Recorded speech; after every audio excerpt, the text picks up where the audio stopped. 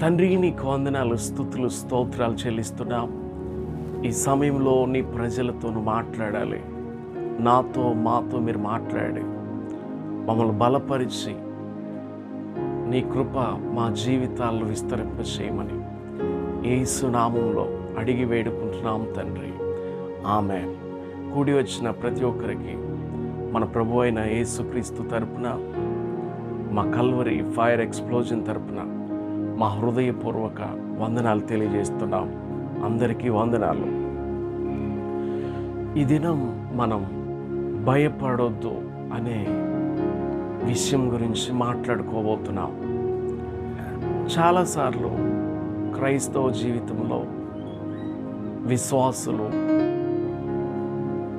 కొంతమంది సేవకులు చాలా భయపడుతూ జీవితాన్ని కొనసాగిస్తూ ఉంటారు. విశ్వాస జీవితంలో ఉద్యోగాలు చేసేవారికి భయం, వ్యాపారం చేసేవారికి భయం, ఇంకా అనేక భయాలు, అనారోగ్యం చేత భయం మనిషిని వెంటాడుతున్న ఈ దినాలు,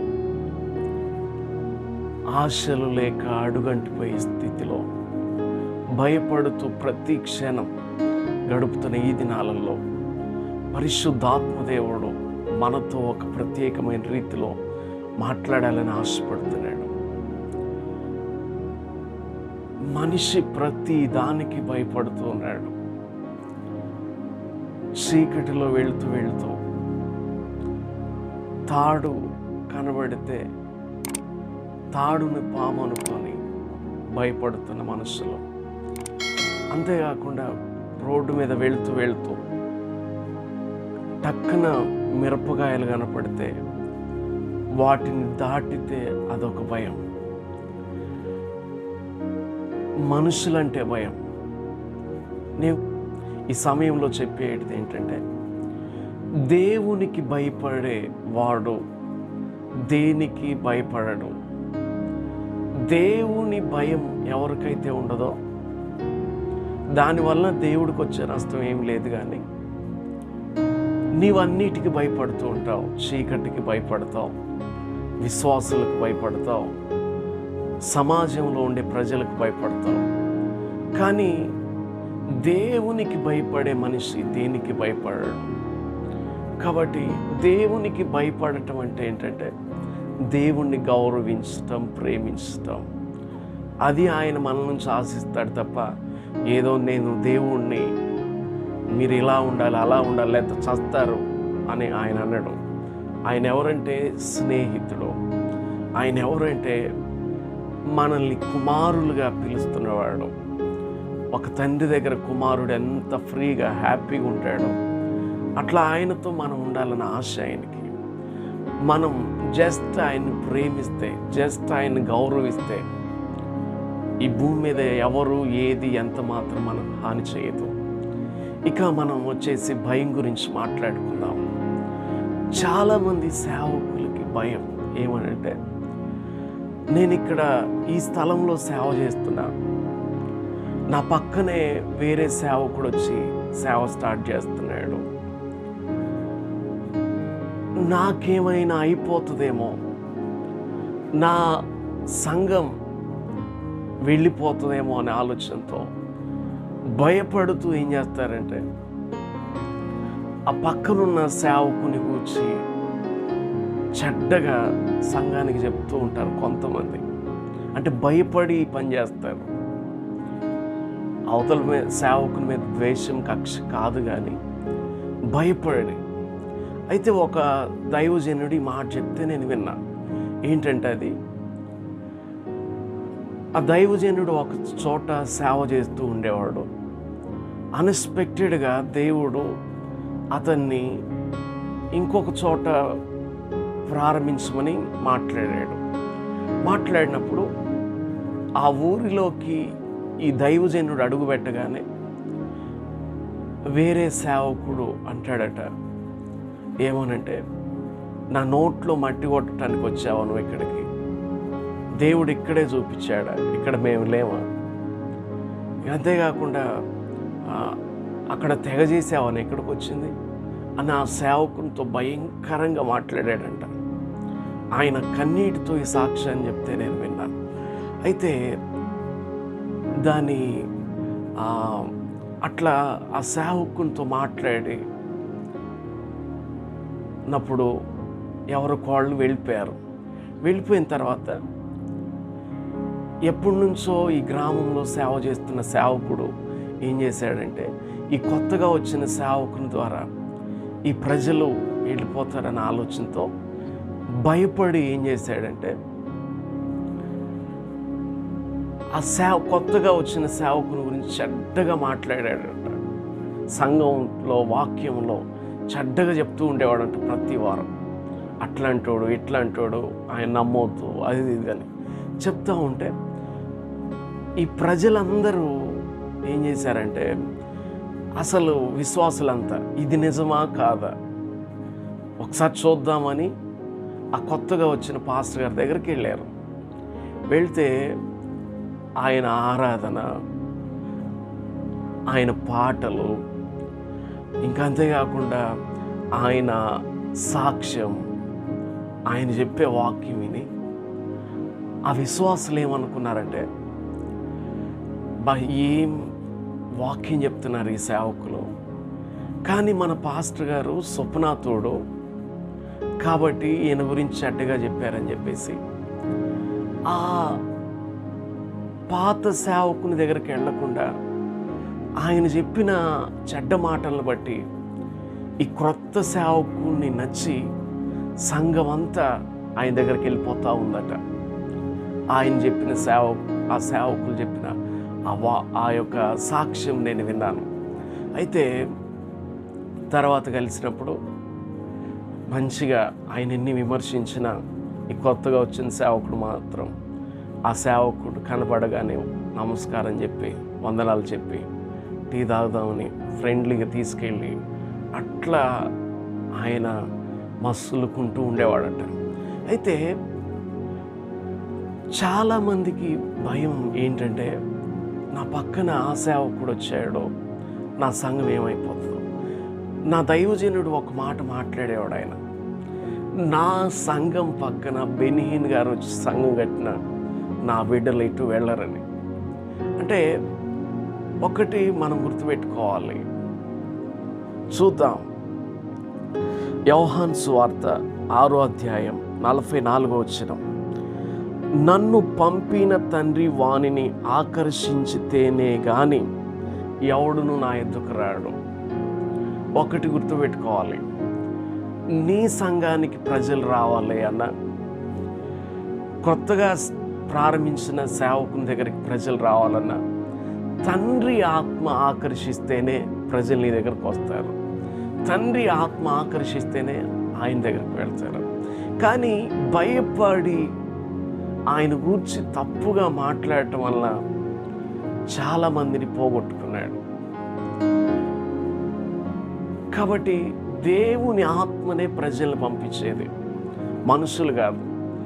మనం విశ్వాసులకి నమ్మకంగా ఉండాల్సిన అవసరం లేదు, లేకపోతే మనుషులు చూస్తున్నారని ఆలోచించాల్సిన అవసరం లేదు.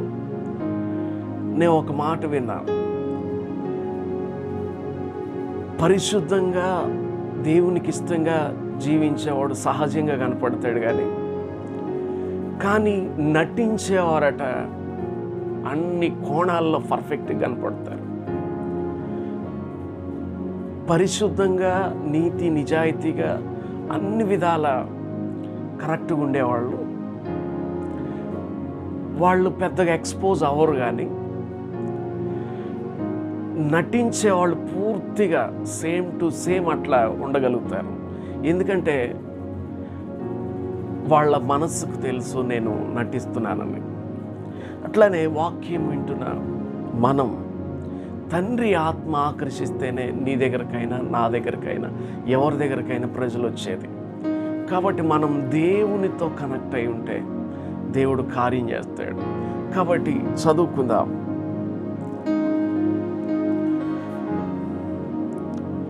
సామెతలు 29వ అధ్యాయం 25వ వచనం, భయపడుట వలన మనుషులకు ఉరి వచ్చును, యెహోవా యందు నమ్మిక ఉంచువాడు సురక్షితముగా నుండును. భయపడుట వలన ఉరి వచ్చును. అంటే ఉరి తెలుసు కదా,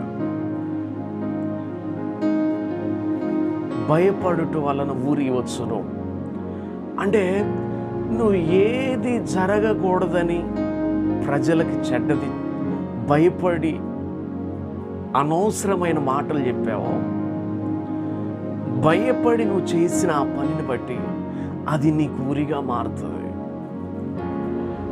చాలామంది విశ్వాసులకి మరణం అవుతానేమో అని భయం, అప్పులు తీరవేమో అని భయం, ఇంకా నా స్థితి మారదేమో అని భయం.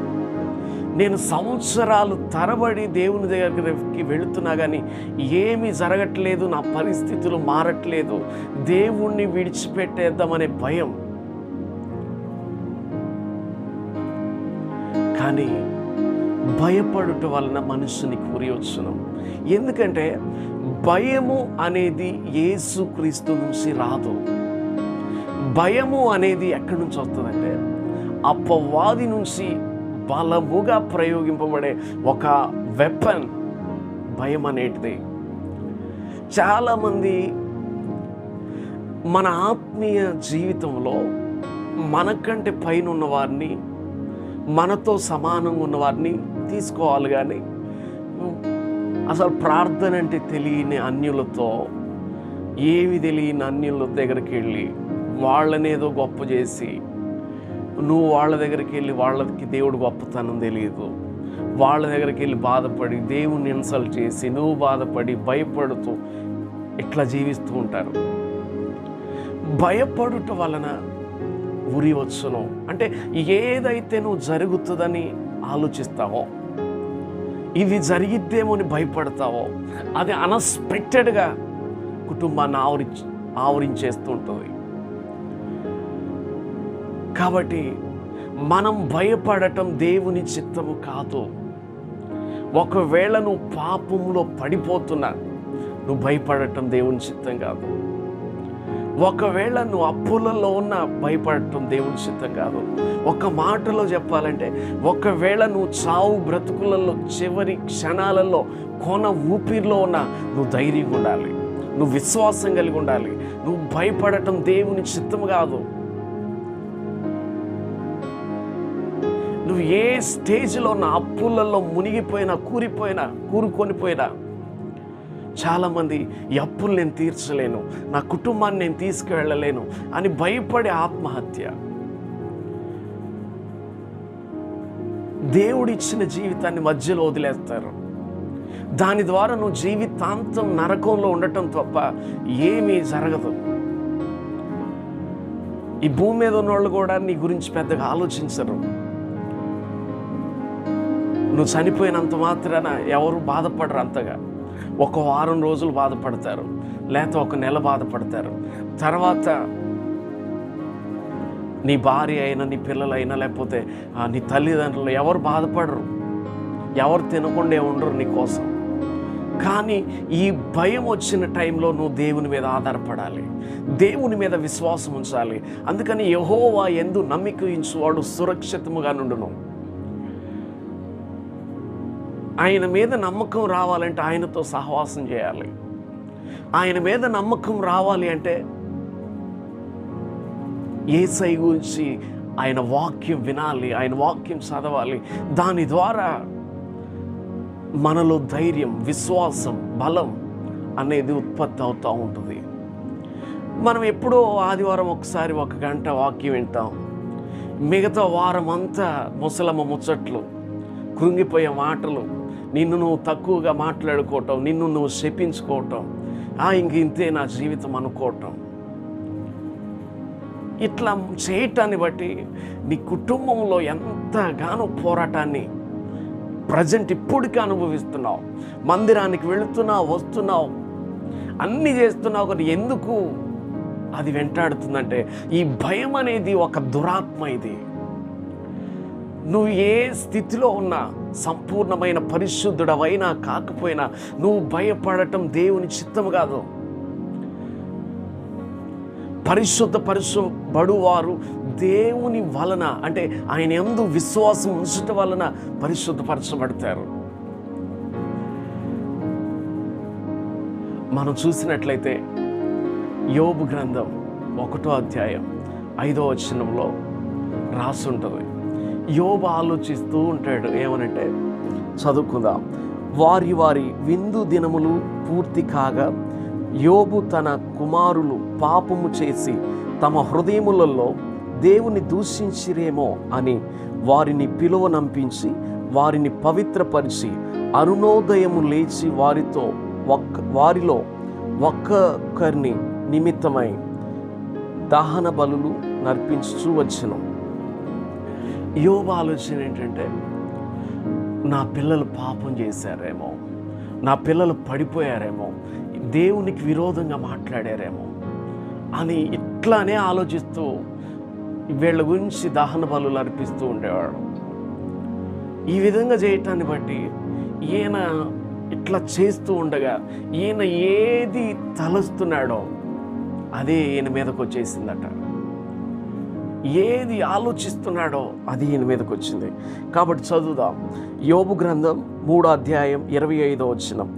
ఏది వచ్చునని నేను బహుగా భయపడుతునో అదే నాకు సంభవించుచున్నది, నాకు భీతి పుట్టించినదే నా మీదకి వచ్చున్నది. అర్థమవుతుంది కదా? మనం ఎప్పుడు అది జరిగిద్దేమో అని, ఇది జరిగిద్దేమో అని ప్రార్థన చేస్తూ ఉంటాం.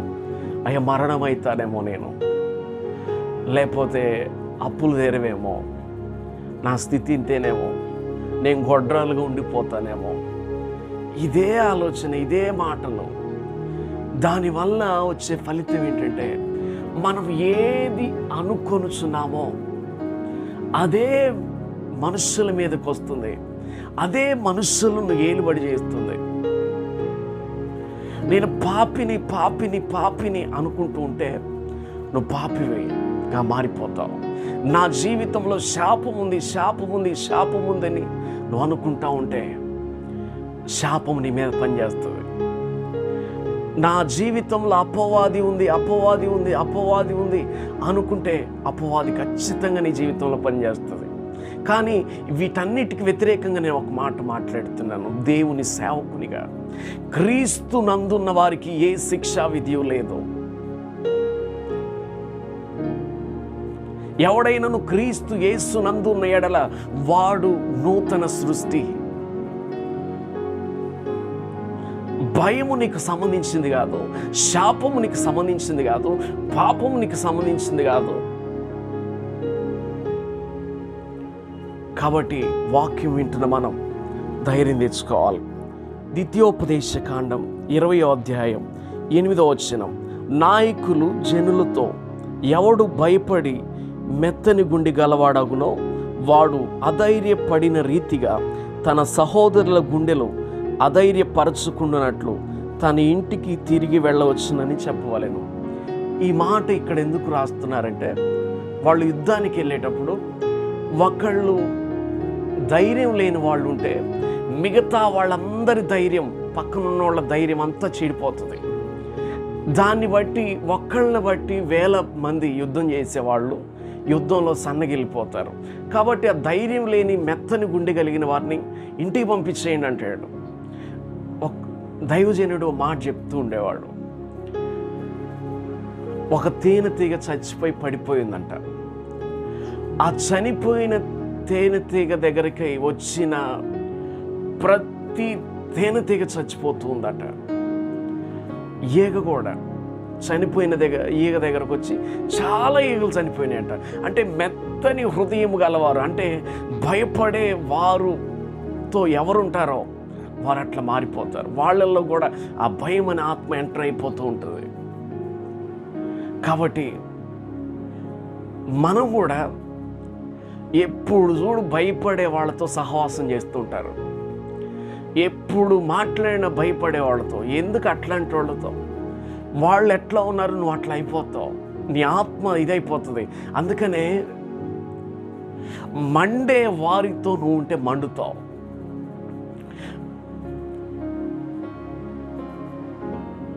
మండే వారితో ఉంటే నువ్వు ప్రకాశిస్తావు. దేవుణ్ణి నమ్మని, దేవుని గొప్ప కార్యాలు నమ్మని, లేకపోతే దేవుణ్ణి చులకనగా తీసేసి ఏదో అయ్యా ఎప్పటి నుంచో 10 సంవత్సరాల నుంచి వెళ్తున్నానయ్యా చర్చికి, ఏమోనయ్యా దేవుడి చిత్తం అయ్యా ఏం చేస్తాడోనయ్యా, ఇట్లాంటి మాటలు, దిగజారిపోయే మాటలు మాట్లాడే వాళ్ళతో ఎందుకు సహవాసం చేస్తున్నావు? ఈ సహవాసానికి ఫలితంగా రాను రాను నువ్వు కూడా అదే కోణంలోకి, అదే నడిపింపులోకి వెళ్ళిపోతావు. అదే కృంగుదల, అదే సాధారణమైన జీవితం, అదే విధమైన చేదు, భయం నిన్ను వెంటాడుతూ ఉంటుంది. కాబట్టి ఎవడు మెత్తని గుండె గలవాడై ఉండెనో, అస్సలు అట్లా దేవుని నమ్మలేని వాళ్ళని, ఏదో చేస్తాడులే అనే వాళ్ళని అస్సలు అట్లాంటి వాళ్ళతో ఉండొద్దు. అట్లా ఉండటం వల్ల నీ జీవితం మీద ఉన్న ఆ దీవెన రాదు. అవన్నీ పోస్ట్ పోన్డ్ అయిపోతుంటాయి, అవన్నీ బ్రేక్ అయిపోతుంటాయి, అవన్నీ వెనకబడిపోతుంటాయి. కాబట్టి ఎవడు మెత్తని గుండె గలవాడగనో వాడిని ఇంటికి పంపించేయని వాక్యం సెలవిస్తుంది. అంటే నీ హృదయంలో నుంచి తీసే అట్లాంటి వాళ్ళ మాటలు వినకు, అట్లాంటి ఆలోచనలు తీసుకోకును. పౌలు అంటాడు, నన్ను బలపరచువాని యందు నేను సమస్తము చేయగలను. మన దేవుడు ఎవరయ్యా అంటే బలపరిచే దేవుడు ఆయన, అంతేగాని భయపెట్టే దేవుడు కాదు.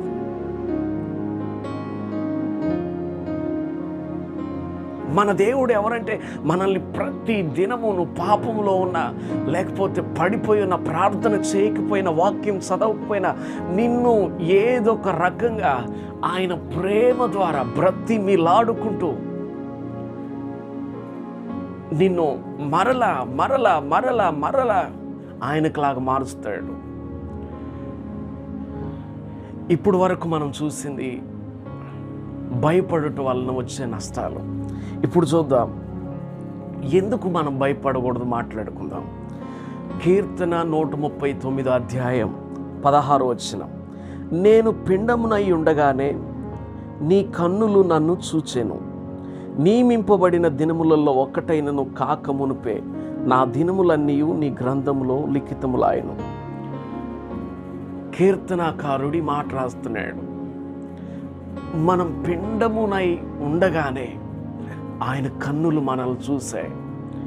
మనం జీవిత కాలం ఎంతో ఆల్రెడీ ఆయన గ్రంథములో రాసిపెట్టాడు. ఆయన నీవు పుట్టక ముందే నిన్ను ఎరిగిన దేవుడు, నీవు పుట్టక మునుపే నీ దినాలు ఎన్నో తెలిసిన దేవుడు.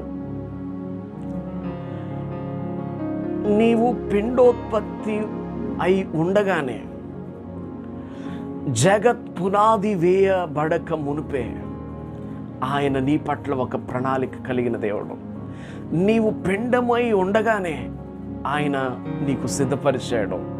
నీ జీవితంలో యవ్వన వయసుకు రాగానే నీకు ఒక భార్యని ఇవ్వాలని, ఆయన నీ కొరకు సిద్ధపరిచాడు నీకు భర్తనివ్వాలని, ఆయన నీ కొరకు సిద్ధపరిచాడు నీకు సేవనివ్వాలని, ఆయన నీ కొరకు సిద్ధపరిచాడు నిన్ను ధనవంతునిగా చేయాలని, ఆశీర్వదించాలని.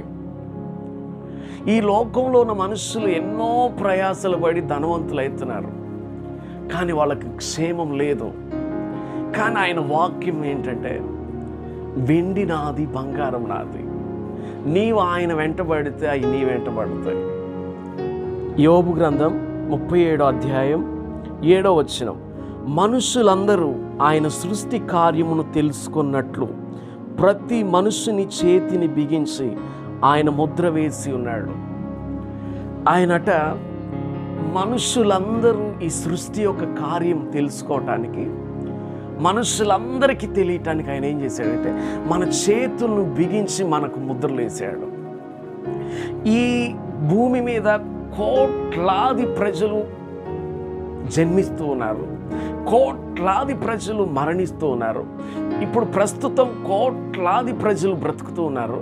అయితే ప్రతి మనుషుని చేతిని బిగించి ఆయన ముద్ర వేశాడట. అంటే కొన్ని కోట్ల మంది ప్రజలున్నా నీ బొటన వేలుకున్న ముద్రలు ఎవరితో కలవు. అంటే నువ్వు ఆలోచించాలి, నీవు దేవుని దృష్టిలో ప్రత్యేకింపబడిన వ్యక్తివి, ప్రత్యేకింపబడిన వాడవు. నీకు ప్రత్యేకమైన ఏలుముద్రలు ఇచ్చిన దేవుడు, నీవు నీ జీవితాన్ని ఆయన నడిపించలేడా, సరిచేయలేడా? ఇంకా అంతేకాకుండా మన కను పాపలు, మన నొసలు అందరితో కలవు.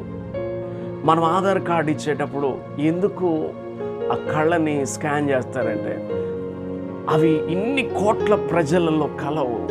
కాబట్టి ఈ భూమి మీద నువ్వు ఎవరు అంటే ప్రత్యేకింపబడిన వ్యక్తివి.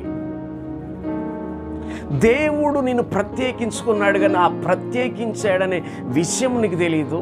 నిన్ను నువ్వు ప్రత్యేకంగా చూసుకోవు. ఎప్పుడు చూసినా నిన్ను నువ్వు తక్కువ అంచనా వేసుకుంటావు. ఎప్పుడు చూసినా మనుషులకు భయపడుతూ, దెయ్యానికి భయపడుతూ దేవుని నామానికి అవమానం తెస్తున్నావు. ఎప్పుడు చూడు అప్పులు అప్పులు. ఎప్పుడు ధ్యానం దేని మీద అంటే మన ధ్యానం అప్పుల మీద ధ్యానం, వివాహం కాదనేదే ధ్యానం, ఇంకా సమస్య బోధనే ధ్యానం. అట్లా కాదు. కానీ మీ ధ్యానం ఎట్లా ఉండాలంటే దేవుడు చేస్తాడనే ఊహించుకో. దేవుడు చేస్తాడనే ఆలోచించటం ప్రారంభించు. దేవుడు చేస్తాడనే ధైర్యం ఉండు. విశ్వాస జీవితం అంటే ఏదో ఉరికి గేదెలు కాస్తే పొద్దుగుకినట్టు కాదు. అది ఉరికి గేదెలు కాస్తే పొద్దుగోకదట. అట్లనే విశ్వాస జీవితం అనేది ఏదో పరిగెత్తేది కాదు, కానీ జస్ట్ ఆయన మీద నమ్మకం ఉంచి మౌనంగా ఉంటే ఆయన బహు బలంగా పనిచేస్తాడు. మనం తొందరపడి అటు పరిగెత్తి ఇటు పరిగెత్తి ఇది చేసి అది చేసి అన్నీ ఫెయిల్ అయిపోయి నీరసం తెచ్చుకొని దేవుణ్ణి వదిలిపెట్టిన వాళ్ళు ఎంతోమంది. అందుకని అంటాడు, నీ శత్రువుని పాదపీఠం చేయి వరకు నా కుడి పార్శ్వమున కూర్చోండమని నా ప్రభుతో చెప్పినని దావీదు రాస్తాడు, పౌలు రాస్తాడు. కాబట్టి మనలో విశ్వాసం అనేది చాలా మెయిన్. మనం ఎంత ప్రార్థన చేసినా, ఎంత ఉపవాసం ఉన్నా, ఇవన్నీ చేసేది ఎందుకంటే విశ్వాసం తగ్గకుండా ఉండటానికే. అంతే తప్ప నీలో విశ్వాసం లేకుండా కాదు. అందుకని బైబిల్ సెలవిస్తుంది, విశ్వాసము ద్వారా రాజ్యాలను జయించారు. విశ్వాసము ద్వారా ఎన్నో గొప్ప కార్యాలు జరిగినాయి. కాబట్టి మనం ఇక భయపడవద్దు. కీర్తనలు 116:15 యెహోవా భక్తుల మరణం ఆయన దృష్టికి విలువ గలది. దేవుని వాక్యం సెలవిస్తుంది. ఎప్పుడు భయపడతారు కదా మీరు, ఏమో నా భర్తకి ఏమవుతో, నా పిల్లలకి ఏమవుతో, నా భార్యకి ఏమవుతో, నా తల్లిదండ్రులకి ఏమవుతుంది. ఎంతమంది అయితే బాప్తీసం తీసుకున్నారో వాళ్ళందరూ ఎవరంటే యెహోవా భక్తులు. యెహోవా భక్తుల మరణం అట ఆయన దృష్టికి విలువైందట. అంటే ఏదో అనుకోకుండా రావటానికి దేవుడు అవకాశం ఇయ్యడు మరణానికి. ఆయన భక్తుల మరణం ఆయన దృష్టికి విలువైనది. కాబట్టి మరణాన్ని గురించి భయపడద్దు. మరణం ఎప్పుడు పడితే అప్పుడు రాదు నీ దగ్గరికి. యేసయ్య అంటాడు ఏమనంటే, యేసయ్య పుట్టిన దగ్గర నుంచి ఆయన బ్రతికిన అన్ని దినాలు వెంటాడుతూనే ఉంటుంది శత్రువు, వెంటాడుతూనే ఉంటారు మనుషులు. కానీ నా సమయము ఇంకా రాలేదు గనుక ఎవడు నన్నేమీ చేయలేడంటాడు ఆయన. సమయం వచ్చి నాకై నేను నా ప్రాణాన్ని పెడుతున్నా తప్ప మీరు నా దగ్గర నుంచి తీసుకోవట్లేదు అని మాట్లాడతాడు. అంటే మనం ఏదో కాన్వాయ్ పెట్టుకున్నంత మాత్రాన మనం ప్రాణం రక్షింపబడుతుంది అనుకోవటం కాదు, లేకపోతే డబ్బు ఉన్నంత మాత్రాన ప్రాణం రక్షింపబడుతుంది అనుకోవటం కాదు. యెహోవా భక్తుల మరణం ఆయన దృష్టికి విలువైంది. కాబట్టి అది ఎప్పుడు పడితే అప్పుడు ఆయన పర్మిషన్ ఇయ్యడు. నీకంటూ ఒక కాలాన్ని నిర్ణయించాడు ఆయన. అందుకని దావీదు ఇంకా హిజ్కియా ఏమంటారంటే, ఆయనను స్తుతించే వారికి ఆయుష్నిచ్చే దేవుడు ఆయన. ఆయన ఎప్పుడు కంప్లైంటింగ్ మైండ్ కాదు, కానీ ఆయన స్తుతించే వారికి ఆయుష్ను పొడిగిస్తాడు. అందుకని వాళ్ళు అంటారు, పాతాళంలో ఎవరు నిన్ను స్తుతిస్తారు, మృతులు ఎవరు నిన్ను స్తుతిస్తారు. అంటే దాని అర్థం ఏంటంటే హిజ్కియా ఆయుష్ పెంచబడింది. దావీదు కూడా చాలాసార్లు తప్పిపోయి మరలా ఇట్లా మాట్లాడి ఆయుష్ పెంచుకున్నాడు. అట్లా కాబట్టి ఈ వాక్యాన్ని వింటున్న మనం, యెహోవా భక్తుల మరణం ఆయన దృష్టికి విలువైంది. కాబట్టి మరణం గురించి భయపడద్దు. ఇంకా మత్తయి సువార్త 10వ అధ్యాయం 30వ వచనం, మీ తల వెంట్రుకలన్నీ లెక్కింపబడి ఉన్నవి గనుక మీరు భయపడకుడి. మీ తల వెంట్రుకలన్నీ లెక్కింపబడి ఉన్నవి గనుక భయపడకుడి. ఏదో సాధారణంగా బైబిల్ చదివేటప్పుడు ఈ మాట చదువుతాం, వదిలేస్తాం. తల వెంట్రుకలు లెక్కించటం అంటే సాధారణ పనే. అంటే ఆయన ఈ మాట ఎందుకు రాస్తున్నాడంటే, ఎందుకు యేసయ్య అన్నాడు ఈ మాట డైరెక్ట్గా. ఎందుకు అన్నాడంటే, ఆయన నీ పట్ల అంత శ్రద్ధ కలిగి ఉన్నాడు. నీ తల వెంట్రుకలన్నీ లెక్కించిన దేవుడు నీకు ఏ ఆపద రాకుండా చూసుకోలేడా?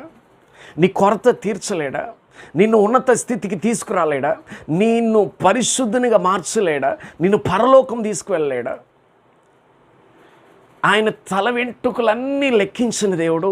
నీ తల వెంట్రుకలు రాలుతున్నప్పుడు ఆయనకు తెలియదా?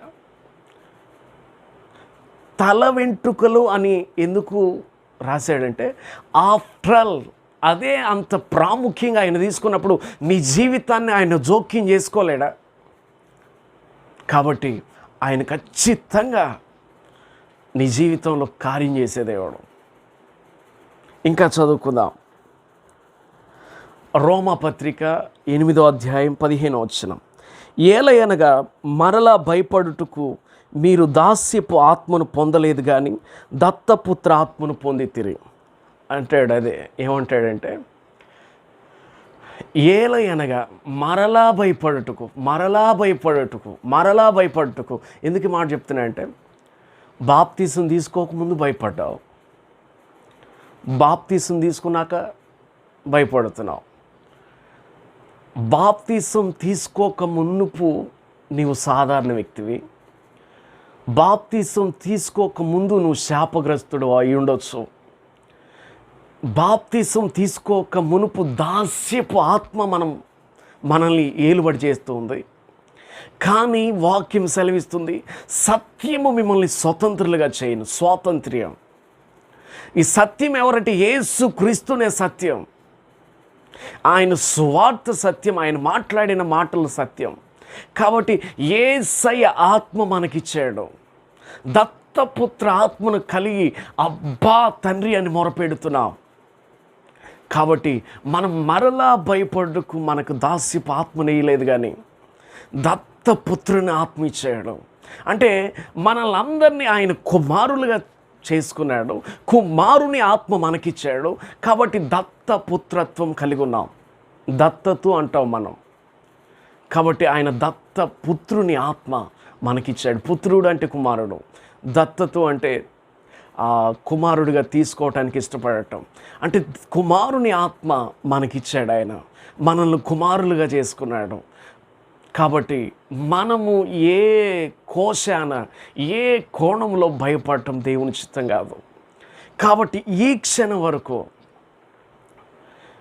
ఆ యాక్సిడెంట్ అయితేమో, ఈ మరణం వస్తుందేమో, ఆపులు తీరవేమో, ఆ సేవకుడు వచ్చేదో చేస్తాడేమో, ఈ విశ్వాసం ఏదో చేస్తుందేమో, ఆ బిజినెస్ మ్యాన్ ద్వారా నాకు నష్టం వస్తుందేమోని ఈ భయపడే ధ్యానం చేసావేమో. కానీ ఈ రోజు నుంచి నువ్వేం ఆలోచించాలంటే, భయం అనేది నాకు సంబంధించింది కాదు, నష్టం అనేది నాకు సంబంధించింది కాదు, ఓటమి అనేది నాకు సంబంధించింది కాదు. ఈ కోట్ల ప్రజలలో ప్రజలు నన్ను గుర్తించకపోవచ్చు, మనుషులు నన్ను లెక్కించకపోవచ్చు, కానీ నేను దేవునికి ప్రత్యేకింపబడిన వాడను.